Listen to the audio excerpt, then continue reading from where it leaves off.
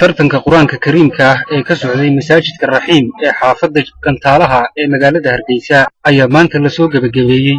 tartankani ayaa waxaa ka soo qayb qaatay 5 madarasadood oo ku yaala xaafadda Jigjigeer ee magaalada Hargeysa. haddaba munaasabad si heer sare ah loo soo agaasimay oo lagu qabtay Masjid Raxiim ayaa waxaa ka soo qayb galay macallimiintii soo agaasintay kadiskan quraanka kariimka ah ay ku tartansiinayeen ardayda madarasadaha kala duwan ka socday waalidiin aqoon-yahan iyo marti sharaf kale.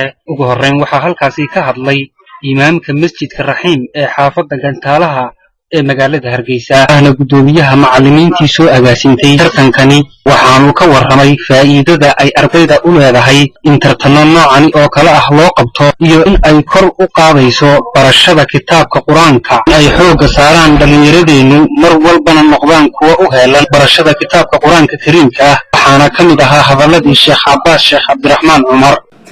walaalayaal goobta qiimaha badan leh ee fadhilada subxaanahu wa tacaala iyo soo gaarsiiyey aad iyo aad baan ugu mahadnaqaynaa.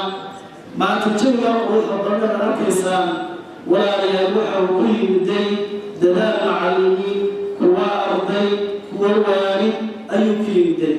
haddii aan dib ugu noqdo waxa weeye tartanku waxa uu ku bilaabmay iyo sababta u bilaabmay waxa uu tartanku bilaabmay markaanu aragnay ardaydii oon haysan dhiirigelin badan oo tixgelinaya kitaabka alle xifdigiisa.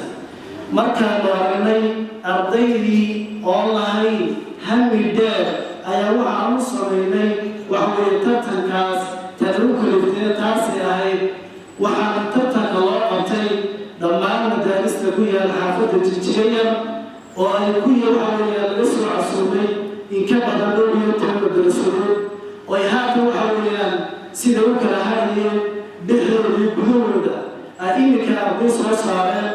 geesta kale qaar ka mid ah waalidiinta ardayda yaryar ee ku tartanayay kitaabka quraanka kariimka ah ayaa waxa ay u mahadnaqeen guddiga macallimiinta ah ee soo diyaarisay tartankani iyo dhiirigelinta ay mar walba la garab taagan yihiin ardayda yaryar si ay u noqdaan arday ka dhisan xifdiga quraanka kariimka ah.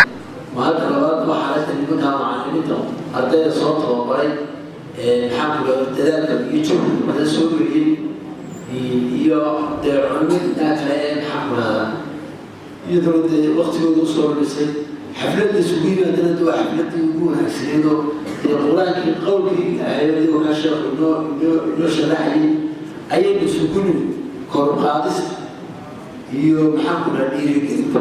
carruurtuna way wada guulaysteen maadaama wada in ka midu ay soo gashay tartanka. inta kale ee la madrasadiina way guulaysatay waxa weeyaan madrasadooda baa tartanka gashay. ugu dambeyntii waxaa halkaasi shahaadooyin lagu guddoonsiiyey ardaydii ku guulaysatay tartankii quraanka kariimka ah iyo madarasadaha ay ka kala socdeen. waxaa kaalinta koowaad wada galay tartankani madrasada Imaamu Sakhaawi, Al-Raxiim, Al-Nuur. kaalinta saddexaadna waxaa wada galay Daaru Sacaada iyo Daaru Quraa. ومصطفى أحمد سماكاب راديو هرقيسة.